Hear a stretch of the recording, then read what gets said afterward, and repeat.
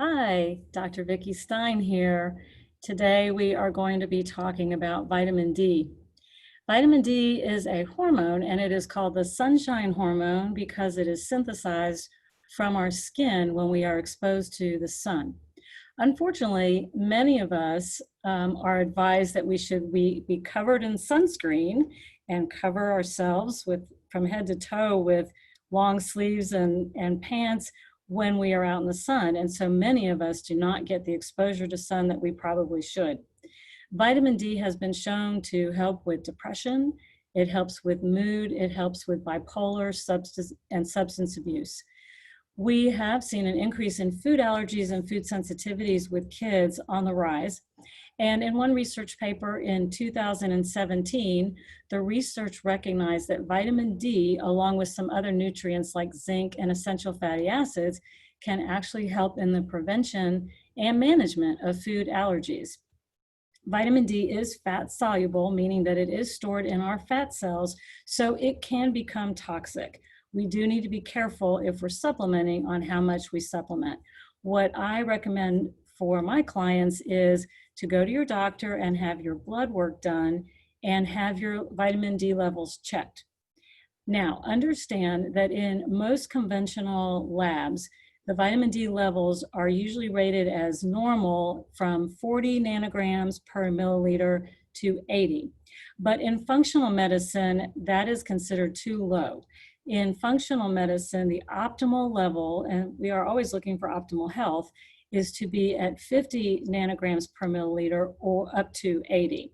So if you have a level of, say, 37 and your doctor says, oh, well, you're on the low end of normal, you're okay, I would challenge that and suggest that you go back and talk to your doctor about supplementing.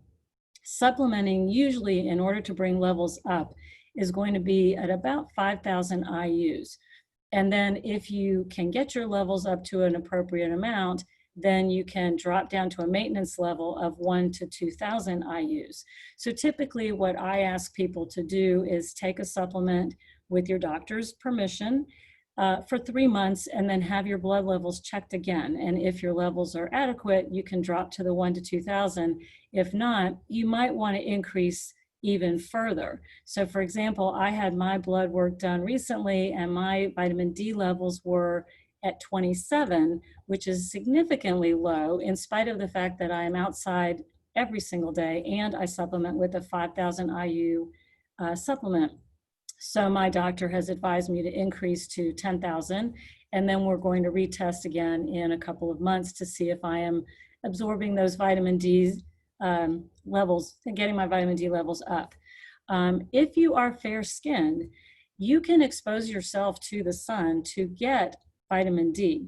Usually 15 minutes in the sun, uncovered, without sunscreen, should be enough exposure between the hours of, say, 10 and 2. And then, of course, put on the sunscreen, as I have indicated here, and cover back up. If you're darker skinned, then usually about 30 minutes is what it's going to take. And obviously, if you live further north, those times can change. And in the winter, of course, also our exposure is less because we're further away from the sun. So supplementing is usually going to be a good idea. You can also get vitamin D from various foods, mostly from fatty fish like mackerel and herring and cod liver oil. Again, always check with your doctor before you do supplement. And a word about sunscreen. Whatever we put on our bodies is also what is absorbed into our bodies. So we want to be careful to choose sunscreens that are safe and non-toxic. So zinc, like what I've put on today, is a wonderful option, although a lot of people don't like it because it does have that white, heavy feeling to it and look. There are some great brands out there that have done a good job of getting into the skin better so you don't have so much of that whiteness showing when you put the zinc on. If you will check the Environmental Working Group, that is a great website. It is a nonprofit free website that offers a lot of consumer products.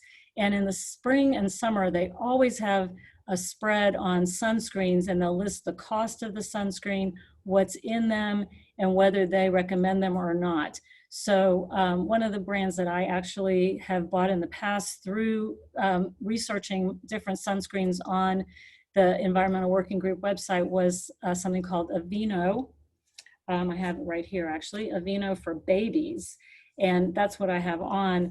But I have found some other brands that aren't quite as heavy as this that do a great amount of coverage. So please check that because, again, your skin is going to be absorbing it. And we want to really try to avoid as many toxins as possible. Thank you so much for joining me today, and go out in the sun and get some vitamin D and enjoy yourself. And I will check in again tomorrow. We will be studying something that starts with the E. You'll have to come check it out to find out.